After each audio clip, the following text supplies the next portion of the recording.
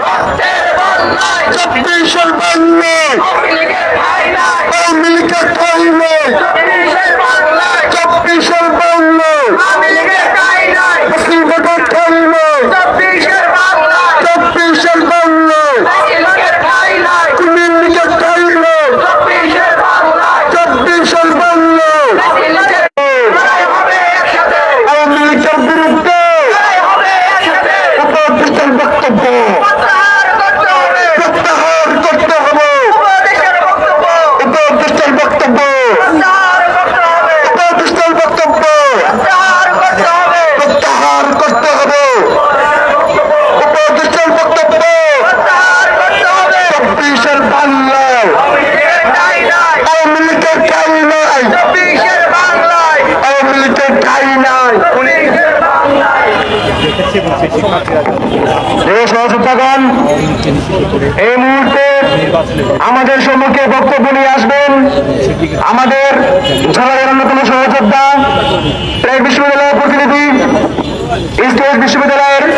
মেধাবী শিক্ষার্থী সাদিক আল আরমান বক্তব্য ভুলে যাবেন না আপনি আমাদের রক্তের উপর বসে আছেন আপনি ছাত্র জনতার হৃদয়ের ভাষা বুঝতে চেষ্টা করুন কোনোভাবে খুনি হাসিনা এবং তার দোসরকে বাংলার মাটিতে পুনরায় রাজনীতি করতে দেওয়ার সুযোগ হবে না জুলাইয়ের আন্দোলনকারী শিক্ষার্থীরা যারা বেঁচে আছে যারা আহত হয়েছে এবং আমাদের যে সকল শহীদ ভাইয়ের খবর গিয়েছে তাদের অন্তরের দাবি যদি কেউ বিক্রি হয়ে তাদেরকে পুনরায় রাজনীতি নিয়ে আসতে চায় আপনি যেই হন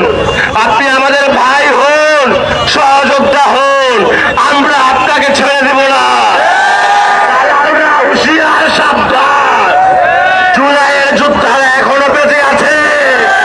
তোমরা দালালি করে টাকা খেয়ে রক্তের সাথে বেইমানি করতে পারো আমরা রক্তের সাথে বেইমানি করব না আমাদের শহীদ ভাইদের সাথে আমরা বেইমানি করব না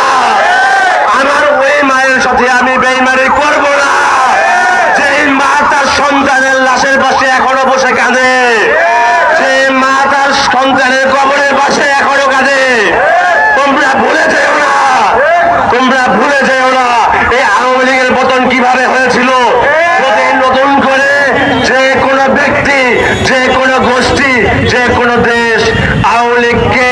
পুনরায় বাংলাদেশের রাজনীতিতে প্রতিষ্ঠিত করতে চায় আপনারা লোকে দিবেন তো ইনশাআল্লাহ যদি আওয়ামী লীগকে প্রতিষ্ঠিত করতে হয় আমাদের লাশের উপর দিয়ে করতে হবে আমাদের বুকের উপর দিয়ে করতে হবে ইনশাআল্লাহ আগামী বাংলাদেশে আমরা এমন রাজনৈতিক কালচার চাই এমন রাজনৈতিক সংস্কৃতি চাই যেখানে থাকবে না রাজনৈতিক দলের মধ্যে ভেদাভেদ হানাহানি মারামারি আমরা চাই এমন বাংলাদেশ যেখানে রাজনীতি থাকবে না ঘৃণা ট্যাগিং এবং মানুষকে অবহেলা করার চেষ্টা যদি 24 পরবর্তী সময়ে ট্র্যাডিশনাল সকল ছাত্রলীগের রাজনীতি যারা করতে চায় কেউ যদি করার চিন্তা ভাবনা করে আপনারা সাবধান হয়ে যান